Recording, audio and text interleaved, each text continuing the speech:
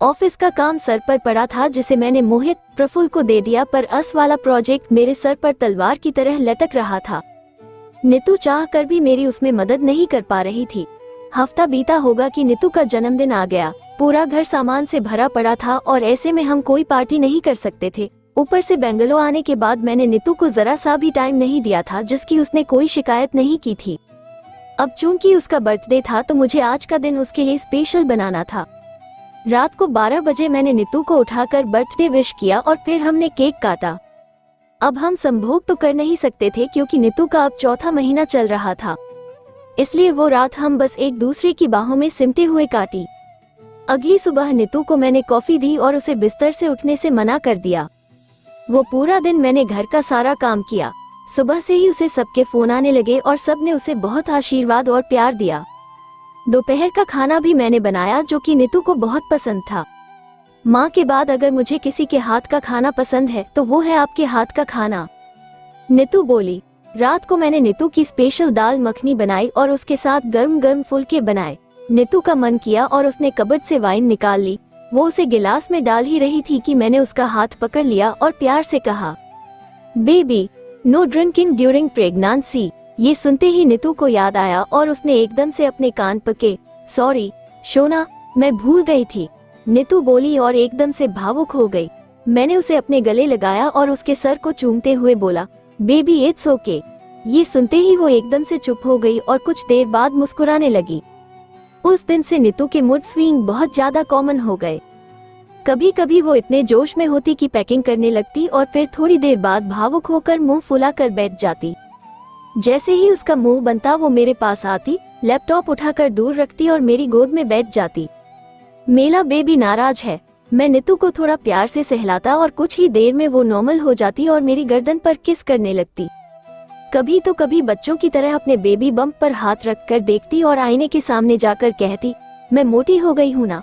मैं उसकी इस बात पर इतना हंसता कि मेरे पेट में दर्द होने लगता। कभी वो कहती, प्रेगनेंसी 9 महीने की क्यों होती है, तो कभी कभी वो तकिए को गोद में लेकर बेबी को पकड़ने की प्रैक्टिस करने लगती।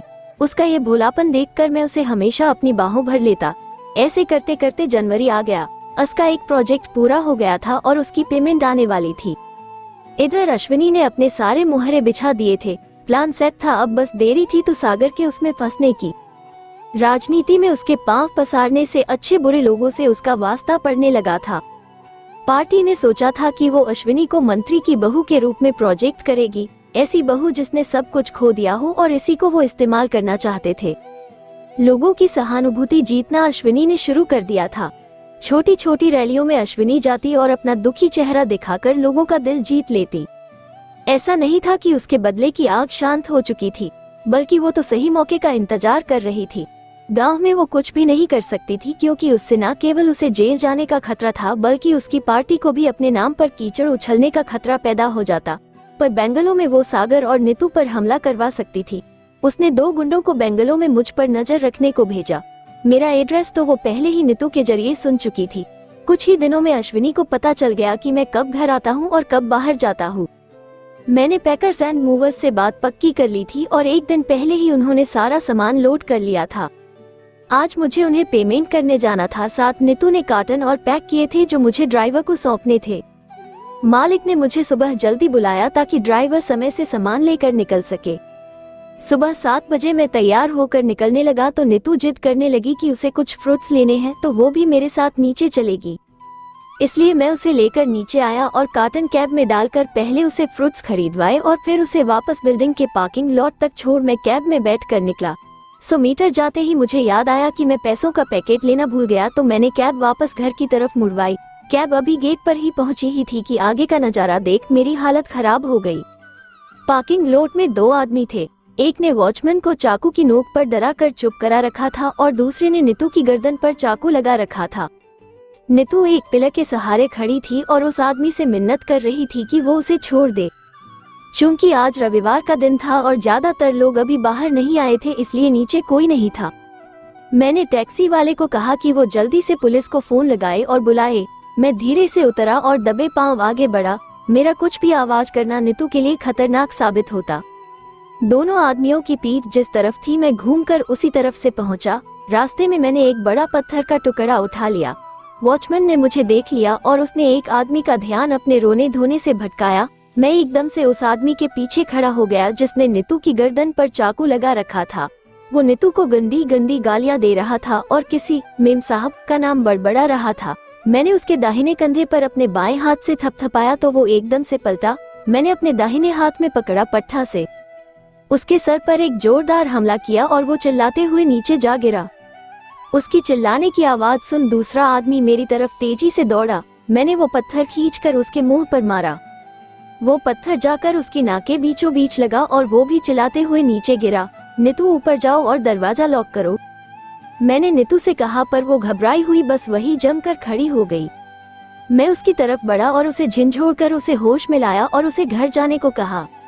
नीतू ऊपर गई और मैं नीचे पड़े आदमी की छाती पर बैठ गए और मुंह पर मुक्के मारकर उससे पूछने लगा, बोल हरामी, किसने भेजा था तुझे? बोल वरना आज तेरी जान ले लूंगा। मैंने उसके मुंह पर जगह से मारने चालू कर दिए। इतने में वो टैक्सी ड्राइवर भागकर वॉचमैन के पास आ गया जो अपने डंडे से दूसरे आदमी को, जिसे मैंने पत्थर फेंक कर मारा था, पीट रहा था। शोर मच गया था और लोग इकट्ठा होने लगे थे। इधर मेरी पिटाई और पत्थर से लगी चोट के कारण पहला आदमी बोल उठा, री अश्विनी मेम साहब। मेरा इतना सुनना था कि मेरा गुस्सा फूट पड़ा। मैंने उसे और पीटना शुरू कर दिया। उसकी गर्दन अपने दोनों हाथ से पकड़ ली और दबाने लगा। कुछ पड़ोसियों ने मुझे पकड़कर पीछे खींचा जिससे वो मरने से बच गया। इतने में पुलिस अपना सायरेन बजाती हुई आ गई और फटाफट दोनों आदमियों को हिरासत में लिया। तुम्हें तो चोट लगी है, पुलिस इंस्पेक्टर बोला। तब जाकर मेरा ध्यान अपनी शर्ट पर गया जहां चाकू से घाव हो गया था। जब मैंने पहले आदमी के कंधे पर थपथपाया था तो वो थोड़ा हड़बड़ा दिया था और मेरी तरफ घूमते हुए उसने मेरे सीने को अपने चाकू जख्म ज्यादा खतरनाक नहीं था, बस उससे मेरी कमीज फट गई थी और कुछ खून की बूंदें मेरी शर्ट पर दिख रही थी। हमारी बिल्डिंग में ही एक डॉक्टर साहब थे जिन्होंने मेरा इलाज कर दिया। तुम्हें पता है ये कौन लोग हैं? इंस्पेक्टर ने मुझसे पूछा तो मैंने बस ना में गर्दन हिला दी और मैं वहां से निकलकर फौरन नीतू के पास ऊपर आ गया। नीतू दरवाजा खोलो, मैं हूँ। मेरी आवाज सुनते ही उसने दरवाजा खोला और रोती हुई मुझसे लिपट गई। पीछे से इंस्पेक्टर भी आ गया। मैंने नीतू को आराम से बिठाया और उसे पानी पिलाकर शांत करवाया। उसने जैसे ही मेरी शर्ट पर खून देखा तो वो और भी डर गई। मैंने उसे विश्वास दिलाया कि मुझे कुछ नहीं हुआ। उसके बाद इंस्पेक्टर ने हमसे सारा वाकया पूछा। नीतू इतनी घबराई हुई थी कि उससे कुछ बोला ही नहीं जा रहा था और वो बस मेरे कंधे पर सर रखकर रोए जा रही थी। मैंने इंस्पेक्टर को अपनी साइड की सारी कहानी बता दी, पर उसे नीतू की साइड की भी कहानी सुननी थी, पर नीतू अभी बयान देने की हालत में नहीं थी। इतने में वही डॉक्टर मियाँ बीवी आ गए और इंस्पेक्टर को समझाते हुए बोले, इंस्पेक्टर आप देख सकते हो, she is in shock, give her some time. चूंकि नीतू प्रेग्नेंट थी इसलिए वो उससे ज्यादा पूछताछ नहीं कर सकता था। नीतू देखो, मैं हूँ यहाँ आपके पास, you are safe now, relax, okay. बड़ी मुश्किल से मैंने नीतू को शांत किया और उसके सर पर हाथ फेरता रहा ताकि वो दोबारा से शौक में न चली जाए। पड़ोसियों का तांता लग चुका था और सभी हैरान थे कि भला हम दोनों ने किसी का क्या बिगाड़ा हो सकता है। कोई कहता कि ये प्रोफेशनल झगड़ा है तो कोई कहता कि चोर चोरी करने आए थे। मैं जानबूझकर चुप था क्योंकि मेरे मन में अब बदले का ज्वालामुखी फूट चुका था। अब इस लावा से मैं अश्विनी को खुद जलाकर राख करने वाला था, पर मैं जोश में होश खोने वालों में से नहीं था। मुझे मेरा बदला पूरी प्लानिंग से लेना था। अभी मुझे पहले अपनी बीवी को संभालना था।